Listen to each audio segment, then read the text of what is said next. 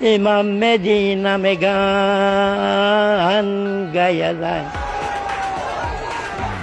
রাজবাড়ীর গোয়ালন্দ পৌরসভার হাতেম মোল্লার ছেলে নুরুল হক মোল্লা, যিনি নুরাল পাগলা নামে পরিচিত ছিলেন।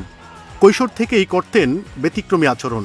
৮০ দশকে নিজেকে ইমাম মাহাদি দাবি করে দরবার প্রতিষ্ঠা করেন তিনি, যা স্থানীয় আলেম ওলামা ও মুসল্লিগণ ভণ্ডামি হিসেবেই দেখতেন।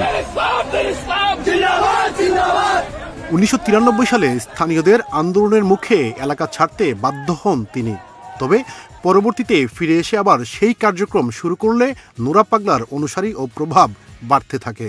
তার বিরুদ্ধে অভিযোগ ছিল পবিত্র কোরআনকে অবমাননাকরভাবে উল্লেখ করা, নতুন কালেমা প্রচলন, দাফনের সময় অনুসারীদের দক্ষিণমুখী মাথা দিয়ে সমাহিত করতে বলা এবং মৃত্যুর পর কবর প্রদক্ষিণের নির্দেশ দেয়া।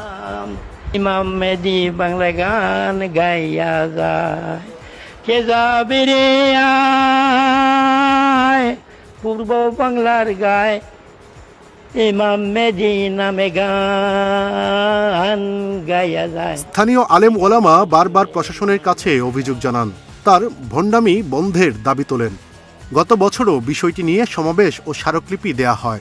২০২৫ সালের ২৩ আগস্ট বার্ধক্যজনিত কারণে নুরা পাগলা মারা যান। মৃত্যুর আগে তিনি কাবা শরীফের আদলে ১২ ফুট উঁচু কালো বেদি নির্মাণ করেছিলেন। মৃত্যুর পর তাকে সেই কাঠামোর ভেতরে বিশেষভাবে দাফন করা হয়। স্থানীয়দের অভিযোগ, ইসলামী শরীয়তের পরিপন্থীভাবে তাকে সমাহিত করা হয়েছে, যেখানে ভক্তরা প্রতি শুক্রবার প্রদক্ষিণ করতেন। কবরের কালো রং ও কাঠামো মুসল্লিদের কাছে অত্যন্ত আপত্তিকর মনে হয়। নুরাল পাগলার মৃত্যুর পর থেকেই কবর নিয়ে প্রতিবাদ চলতে থাকে। প্রশাসন কবরের রং পরিবর্তন, সাইনবোর্ড অপসারণ ও উচ্চতা কমানোর সিদ্ধান্ত নেয়। প্রথম দুটি শর্ত মানা হলেও কাঠামো ভাঙা হয়নি।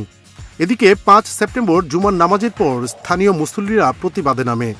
অভিযোগ অনুযায়ী নুরাল পাগলার মুরিদরা তাদের উপর হামলা চালায়, আর এতেই ছড়িয়ে পড়ে সংঘর্ষ, ঘটে হতাহতের ঘটনা। বিক্ষুব্ধরা দরবারে ভাঙচুর ও অগ্নিসংযোগ করে। সর্বশেষ কবর ভেঙে লাশ উত্তোলন করে রাস্তায় এনে পুড়িয়ে দেয়া হয়। আর এই ঘটনা সামাজিক যোগাযোগ মাধ্যমে ছড়িয়ে পড়লে দেশের মানুষের বিবেক নড়ে যায়।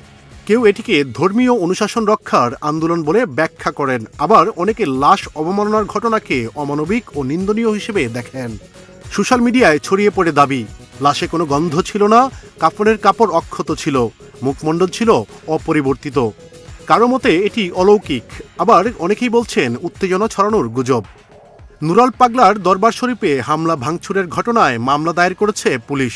এতে ৩ থেকে ৩,৫০০ জনকে অজ্ঞাত আসামি করা হয়েছে। বাংলাদেশ দণ্ডবিধি ২৯৭ অনুযায়ী কবর ভাঙা ও লাশ অবমাননা গুরুতর অপরাধ। যদিও প্রশাসনের পদক্ষেপ দেরিতে নেওয়া হয়েছে বলে অভিযোগ উঠেছে। এছাড়া বহুবার সতর্কতা সত্ত্বেও নেওয়া হয়নি কার্যকর ব্যবস্থা। ঘটনার গভীরে রয়েছে ধর্মীয় বিচ্যুতি ও প্রতীকের অপব্যবহার, প্রশাসনিক অদূরদর্শিতা, সামাজিক বিভাজন, মব মনোবিজ্ঞান এবং গুজবের ভূমিকা। এইসব কারণে একত্রে পরিস্থিতি উত্তপ্ত করে। নুরাল পাগলার কবর ভাঙা ও লাশ পোড়ানো শুধু ব্যক্তিগত ঘটনা নয়, এটি ধর্ম, সমাজ, প্রশাসন ও মানবিকতার ওপর গভীর প্রশ্ন তুলেছে। একদিকে ভণ্ডামি ও প্রতীক ব্যবহার, অন্যদিকে সেই ক্ষোভের বহিঃপ্রকাশ যা সভ্যতা ও ধর্ম উভয়ের পরিপন্থী।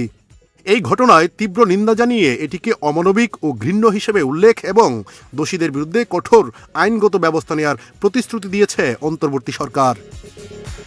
এস.এম. শামীম, সুখবর। সুখবর, সুসংবাদ সুদিনের।